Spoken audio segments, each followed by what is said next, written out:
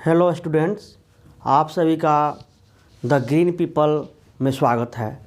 आज हम लोग बात करेंगे व्याकरण का दूसरे भाग जो हम लोग पढ़ रहे हैं वर्ण विचार। वर्ण विचार में हम लोग स्वर के बारे में पढ़ लिए हैं। आज हम लोग बात करेंगे व्यंजन के बारे में। व्यंजन का डिफिनेशन, उसका प्रकार, यानी कि व्यंजन से संबंधित जितने भी हैं उनका हम अध्ययन करेंगे।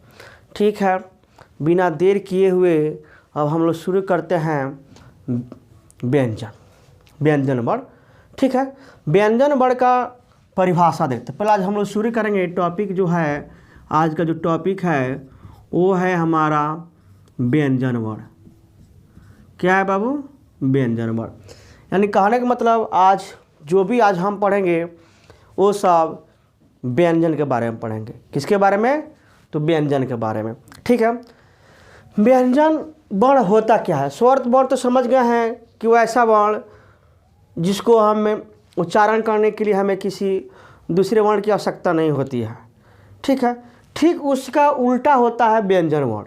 इसमें किस मतलब जो व्यंजन वर्ण जो है इसको उच्चारण करने के लिए हमें किसी दूसरे वर्ण की, यानी या कहे तो स्वर की क्या पड़ती है? सहायता लेनी पड़ती है। ठीक है, तब उसे हम व्यंजन वर्ण कहते हैं। ठीक है, अब बिना देर किए हुए हम लोग देखते हैं। चलिए लिखते हैं डिफिनेशन। वैसा वर्ण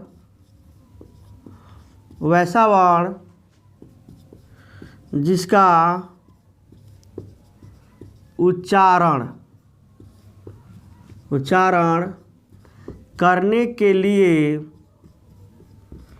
उच्चारण करने के लिए हमें स्वर वर्ण की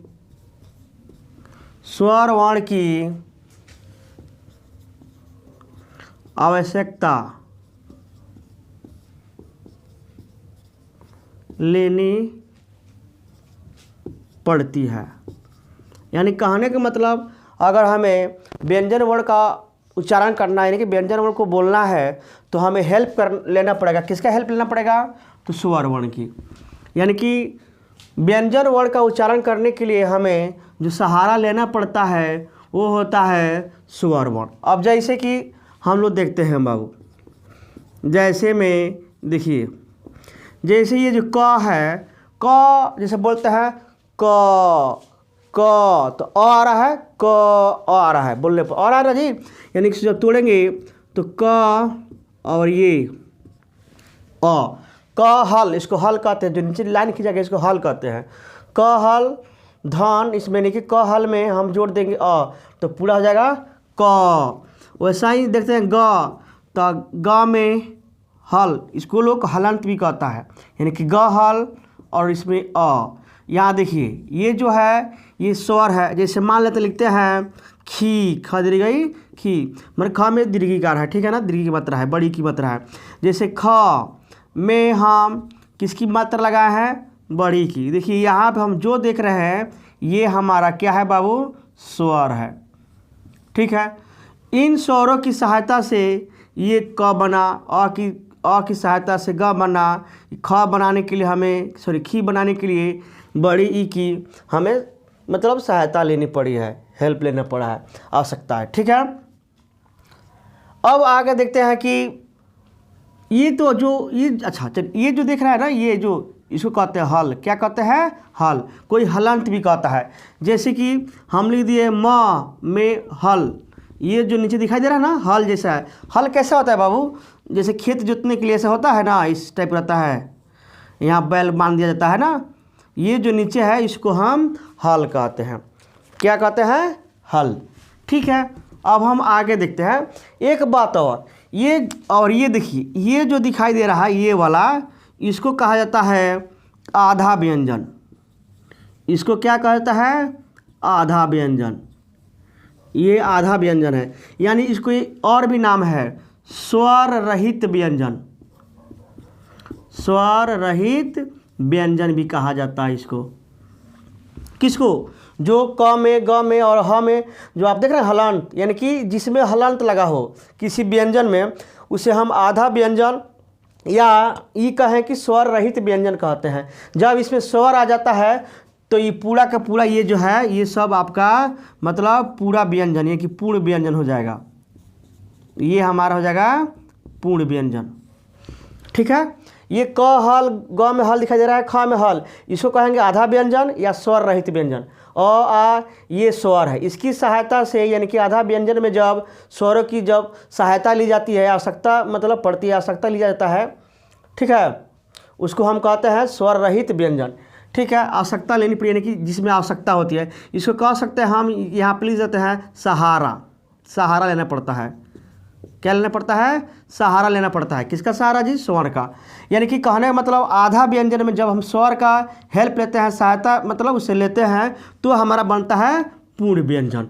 और ये जो नीचे जो दिखाई दे रहा है किसी भी, ये नीचे वाला, इसको हल कहा जाता है। क्या कहता है? हल कहा जाता है। ठीक है, उम्मीद करते हैं व्यंजन वर्ण समझ में आ गया होगा। व्यंजन वर्ण वैसा वर्ण है जिसका उच्चारण करने के लिए हमें किसकी आवश्यकता होती है? तो स्वर की आवश्यकता होती है। जब स्वर से हम व्यंजन की क्या चीज़, व्यंजन का जब पूरा हम उच्चारण करते हैं तो होता है पूर्ण व्यंजन, और जब स्वर नहीं रहता है तो होता है हमारा आधा व्यंजन, यानी कि स्वर रहित व्यंजन होता है। अब हम बात करते हैं व्यंजन के प्रकार। व्यंजन कई प्रकार का होता है, चलिए इसको हम इरेज करते हैं। आप लोग स्क्रीनशॉट लेते जाइएगा या जो भी देखना है वीडियो को पॉज करके देखते जाइएगा, और समझ में आ रही है तो बाबू कृपया लाइक, कमेंट और सब्सक्राइब जरूर कीजिए।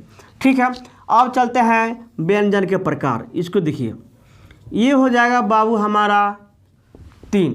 अब बताते हैं कि व्यंजन वर्ण होते कितने हैं। तो व्यंजन जो वर्ण होते हैं इधर रहते हैं, यानी कि व्यंजन वर्ण होता है टोटल, ये होता है 33, जिनको हम मूल व्यंजन के नाम से जानते हैं। किसके नाम से? तो मूल व्यंजन। तो मूल व्यंजनों की संख्या कितनी है? 33 है। मूल व्यंजनों की संख्या 33। अब व्यंजन वर्ण का जो बंटवारा हुआ है, इसको बांटा गया है 3 भाग में। पहला हुआ स्पर्श व्यंजन। पहला क्या हुआ? स्पर्श व्यंजन। दूसरे का हुआ अंतस्थ व्यंजन, अंतस्थ व्यंजन। और तीसरा जो होगा वो होगा हमारा ऊष्म व्यंजन। जो तीसरा होगा बाबू वो होगा हमारा ऊष्म व्यंजन। ठीक है, अब देखिए जो व्यंजन जो है, व्यंजन को हमने 3 भाग में बांट दिया, स्पर्श व्यंजन, अंतस्थ व्यंजन और ऊष्म व्यंजन। ठीक है, अब हम देखते हैं कि और अच्छा एक बात और, मूल व्यंजनों की संख्या कितनी है? 33। देखिए स्पर्श व्यंजन में हमारे आते हैं 25। कितने हो जाएंगे? 25। अंतस्थ व्यंजनों की संख्या 4 और ऊष्म व्यंजनों की संख्या 4।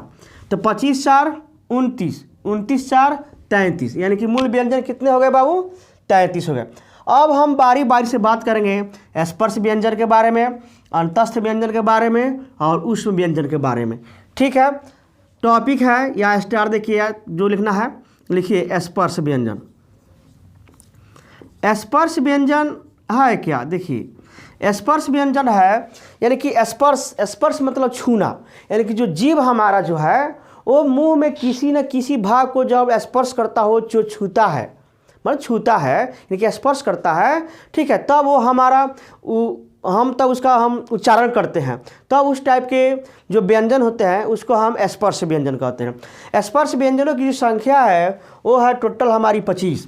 ठीक है, यानी इसका हम लिखा जाए तो होगा यानी कि वैसा व्यंजन वैसा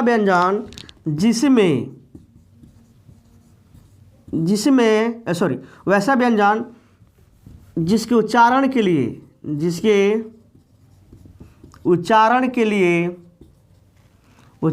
लिए हमारा जीभ मुख के किसी न किसी भाग को क्या करता है बाबू? स्पर्श करता है। किसी न किसी भाग को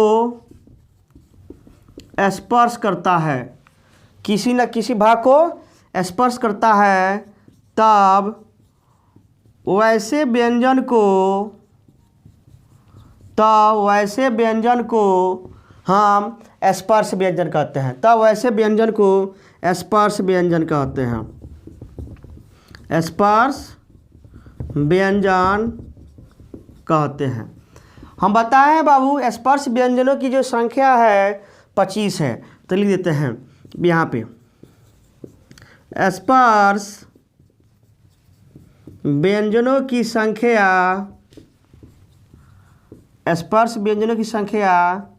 25 है। कितना है? 25। अब हम बात करते हैं कि ठीक है 25 जो व्यंजन जो है स्पर्श व्यंजन जो है कहाँ से कहाँ तक है। ठीक है, कौन कौन है। अब देखिए स्पर्श व्यंजन कहाँ से शुरू होता है। ये शुरू होता है क से, क ख, ऐसा ही पढ़ते पढ़ते यानी कि क वर्ग, च वर्ग, ट वर्ग, त वर्ग और प वर्ग, यानी कि क से लेकर म तक, क से लेकर म तक ये चलते ऐसे पढ़ते जाएंगे और कहाँ तक जाएंगे बाबू? म तक, यानी कि टोटल हो जाएंगे ये 25। कैसे? अब इसमें कौन कौन आएगा? अब बात करते हैं, देखिए इसमें कौन कौन आएगा। इसमें देख क वर्ग के 5, फिर आपके च वर्ग के जो होंगे 5 गो वो हो जाएंगे और क वर्ग के 5, क वर्ग यानी कि क ख ग घ अंग, ठीक है ना। फिर च से च छ ज झ इ 5 ये क च, उसके बाद आते हैं ट वर्ग, ठीक है। ट वर्ग हो जाएंगे 5 5 5 10 5 15, उसके बाद त वर्ग यानी कि त थ द ध न ये भी 5, उसके बाद प फ ब प वर्ग यानी कि प वर्ग में भी कितनी बाबू? 5। देखिए तो वर्ग कितना होगा? 1 2 3 4 5, यानी कि 5 वर्ग, यानी और एक वर्ग में 5 वर्ग, तो यानी कि टोटल हो जाएंगे कितने हमारे? 25। क वर्ग में 5 ठो, च वर्ग में 5, ट वर्ग में 5, च वर्ग में 5 और प वर्ग में 5, यानी कि टोटल जो स्पर्श व्यंजनों की संख्या होगी 25 होगी। कहाँ से कहाँ तक? क से लेकर म तक, क से लेकर म तक, यानी 25 हो जाएंगे, ठीक है। अब हम बात करते हैं अंतस्थ व्यंजन, ठीक है। चलिए इसको हम इरेज करते हैं। अब हम बात करेंगे अंतस्थ व्यंजन।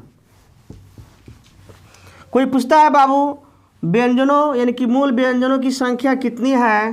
तो 25 है। कितनी है? तो 25 है, ठीक है। अब हम बात करते हैं अंतस्थ व्यंजन। अंतस्थ व्यंजन, ये अंतस्थ व्यंजन जो है इनकी संख्या 4 है। इनकी संख्या कितनी है? 4। कौन कौन? तो य र ल और ये क्या चीज़? व, यानी कि अंतस्थ व्यंजनों की संख्या 4। क्यों? क्योंकि अंतस्थ में होता है अंदर, क्योंकि ये जो है ये स्वर वर्ण और व्यंजन वर्ण के बीच आते हैं,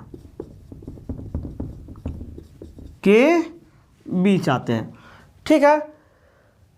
कौन कौन? य र ल व अंतस्थ व्यंजन, य र ल अंतस्थ व्यंजन, ये स्वर वर्ण और व्यंजन वर्ण के बीच आते हैं। अब बात देखिए, ये इनको जो है अंतस्थ व्यंजन को अर्ध स्वर व्यंजन भी कहा जाता है।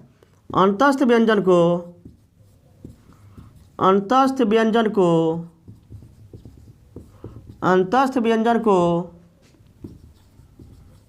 अर्ध स्वर व्यंजन कहा जाता है। अर्ध स्वर व्यंजन भी कहा जाता है। अंतस्थ व्यंजन को क्या कहा जाता है? अर्ध स्वर व्यंजन भी कहा जाता है। इसकी जो संख्या है अंतस्थ व्यंजनों की संख्या जो है 4 है। अंतस्थ व्यंजनों की संख्या कितनी है? 4 है। अब आते हैं ऊष्म व्यंजन पे। किस पे?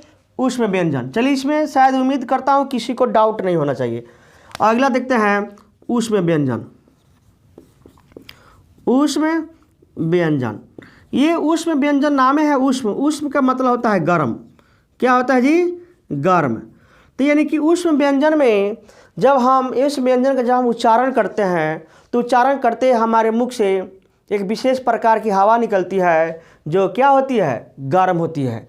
इसलिए वैसे वर्ण को हम उष्ण व्यंजन कहते हैं। और कौन कौन उष्ण व्यंजन है तो देखिए, तालव्य स, मूर्धन्य स, दंत स, और इसमें आ जाएंगे आपके हाँ, यानी कि तालव्य स, मूर्धन्य स, दंत स और हाँ, यानी कि इनकी भी संख्या कितनी, 4। इनकी भी संख्या 4। ठीक है। इसको उष्ण व्यंजन क्यों कहा जाता है, क्योंकि जब इसका उच्चारण किया जाता है तब उस समय मुख से एक विशेष प्रकार की गर्म हवा निकलती है। ठीक है, इसलिए वैसे व्यंजन को हम उष्ण व्यंजन कहते हैं। यानी कहने का मतलब इनको उच्चारण करते समय मुख से एक विशेष प्रकार की गर्म वायु निकलती है जिसके कारण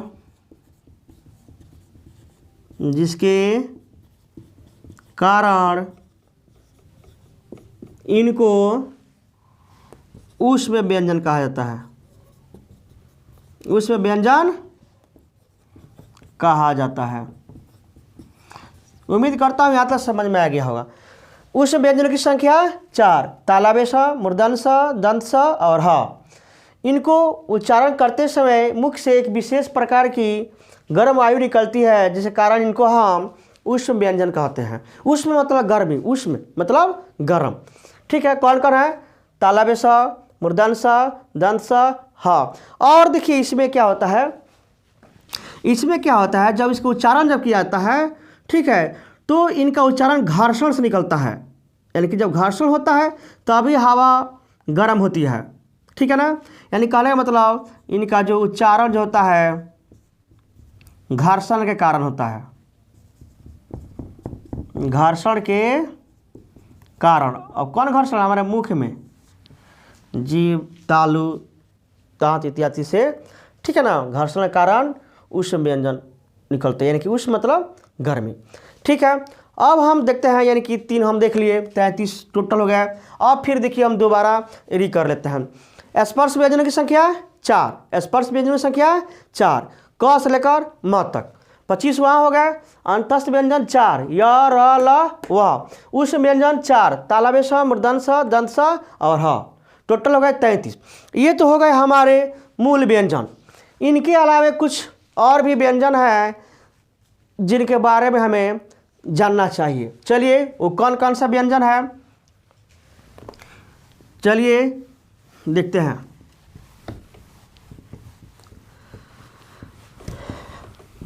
उम्मीद करता हूं कि सबको समझ में आया होगा। वो जो व्यंजन है, जो मूल व्यंजन के अलावे जो है, उनको कहते हैं संयुक्त व्यंजन, संयुक्त व्यंजन कहते हैं। ठीक है, अब देखते हैं संयुक्त व्यंजन। तो संयुक्त व्यंजन क्या है? संयुक्त मतलब होता है मिला जुला, संयुक्त मतलब मिलना, एक से अधिक, यानी 2 या 2 से अधिक। ठीक है, संयुक्त मतलब मिल जाना।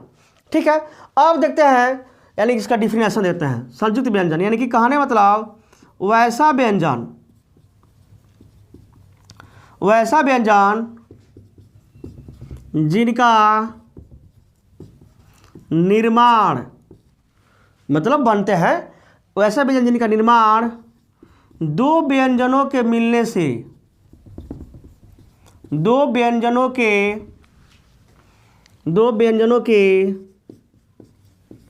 मिलने से होता है। यानी कहने का मतलब जब 2 व्यंजन मिलता है तो एक तीसरा व्यंजन बनता है, तब वैसे व्यंजन को संयुक्त व्यंजन कहते हैं। ठीक है, इनकी भी जो संख्या है 4 है। लिखेंगे संयुक्त व्यंजनों की संख्या संयुक्त व्यंजनों की संख्या 4 है। तो अब 4 कौन कौन से हैं देखिए, छ, त्र, ज्ञ और ये आपका स्र। अब बात करते हैं जो छ जो है किन दो व्यंजनों के मिलने से बनता है। जो छ जो है किन दो व्यंजनों के मिलने से बनता है। देखिए इसमें मिल जाता है आधा क और पूरा स। कौन सा? मूर्धन्य स। फिर उसका त्र आते हैं तो आधा त और र, त्र हो गया। फिर आते हैं ज्ञ तो आधा ज और प्लस इया, क्या हो गया? ज्ञ। और स्र में आते हैं आधा तालव्य स और स्र र। ठीक है, ये हो गया। यानी कि संयुक्त व्यंजनों की जो संख्या होगी बाबू वो कितनी होगी? 4। छ, त्र, ज्ञ, स्र।